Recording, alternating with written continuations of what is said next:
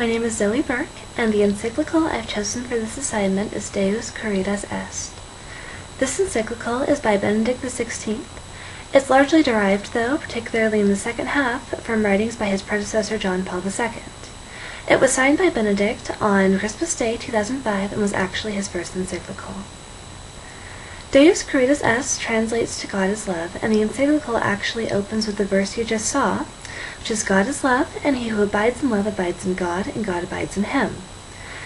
This verse sets the tone for the rest of the encyclical, because really the major topic is the different types of love and their relationships to the teaching of Christ, and thus Christianity and the Christian mission of charity.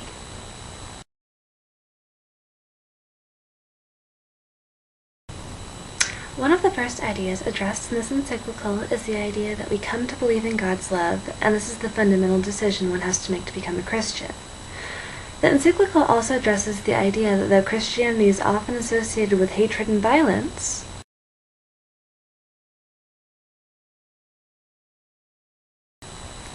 it is crucial to remember that Christianity, in its essence, is about love.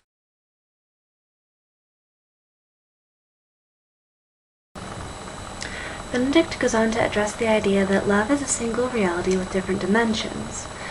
He addresses meanings of different types of love in Greek philosophy, such as eros, which is a possessive and often sexual, but not always, kind of love. It's specified as being neither planned nor willed, but somehow imposed upon human beings. Another type addressed is agape, which is unconditional and self-sacrificing, and the version used most commonly in the New Testament, and philia, which is basically friendship, and this is used in the New Testament to express the relationship between Christ and his disciples. That eros is avoided in the New Testament and agape is preferred shows that there is a new and distinct understanding of what it means to love. It is, however, important to realize that eros is not inherently bad, but if it's not raised up by the other types of love, it can just be incomplete. The encyclical says the love of God is a combination and coexistence of the type of loves eros and agape, because it is bestowed gratuitously without any previous merit, but it also is love that forgives. This concept is, in my opinion, a very good example of God's grace.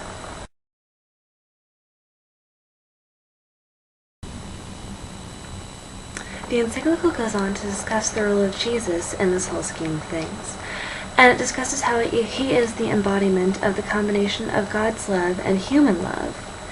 What's more, he's the embodiment of both God and man. He is also a personification of the loving marriage between God and Israel that was prophesied, and he is also the embodiment of both the love of God and the love of our neighbor. And if this is true, then they must therefore be connected.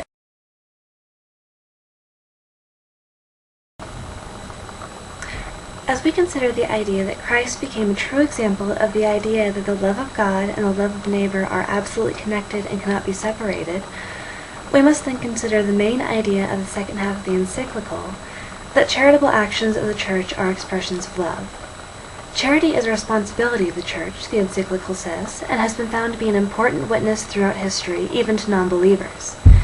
Julian the Apostate, for instance, a Roman emperor who imposed paganism upon his empire, was, though he hated Christians from a childhood trauma, greatly inspired by Christianity and especially the charitable works by the Church.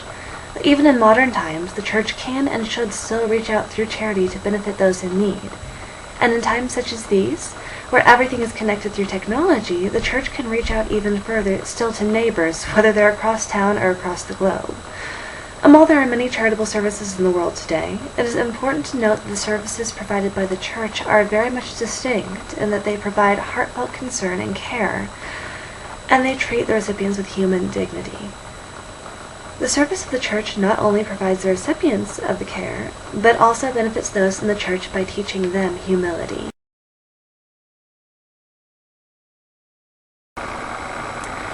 As followers of Christ, we are called to love.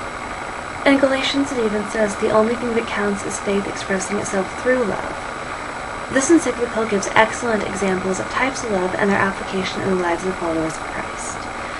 Additionally, because it was Benedict XVI's first encyclical, it is almost seen as a keynote of sorts for his papacy.